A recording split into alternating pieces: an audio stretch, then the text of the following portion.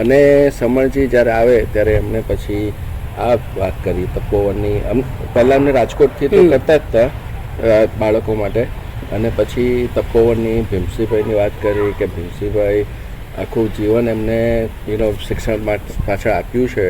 અને પુરુષાર્થ સ્કૂલની વાત કરી તો અમને બધાને એમાં ઇન્ટરેસ્ટ પડવા માંડ્યો, અને આ તક મળી. 2-3 વાર કહેતા હતા પણ આવવાનો અહીંયા તક નહોતી મળતી. આ વખતે તક મળી, થોડો ટાઈમ હતો તો અમે આવ્યા.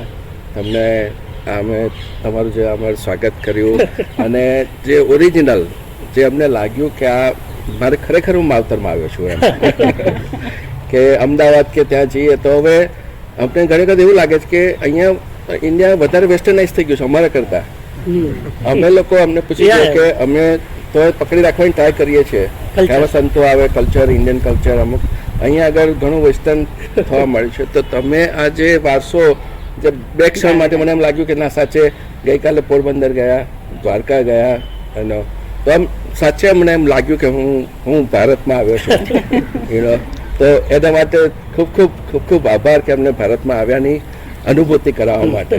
ને આ તમે શિક્ષણ આપો છો સારામાં સારું, સ્કિલ એમની પ્રતિભા કેળવવાની પ્રયાસ કરો છો, અને સાથે આપણું જે વારસો છે, હેરિટેજ છે આપણું, એનો બી તમે જાળવી રાખો છો.